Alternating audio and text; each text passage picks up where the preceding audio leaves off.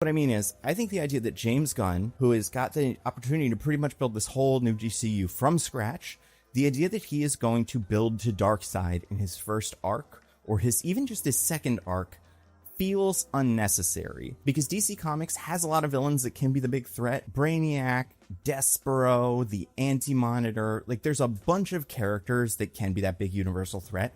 Darkseid is the only one that is specifically tied to the old DCU, where it's like, do you really want to just do that again? Do your own thing, and then maybe once we've got a little bit of space from the old DCEU, then the new DCU goes and does the Darkseid story. But it just doesn't feel like such an essential part of comics to me, the same way that Thanos does for Marvel. I understand that Darkseid is important, but I also understand, like, you can build an entire fictional DC universe for years and years and years and not have to use Darkseid, so why would you?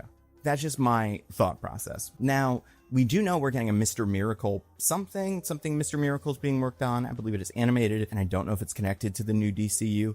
If that's the case, then like maybe that's what this is building to, but I would be very surprised if the big bad of Phase 1 or even Phase 2 is Darkseid. Because also, while it is a boom tube kind of look, the carrying case doesn't look like a mother box. And the boom tube itself doesn't really look like a boom tube. It looks like what it's described as, like a quantum unfolding chamber, some sort of like pocket reality dimension thing. So I don't know. It just, yeah, it doesn't read that way to me. And like James Gunn, if there's still time, just don't do it. You have plenty of alien races.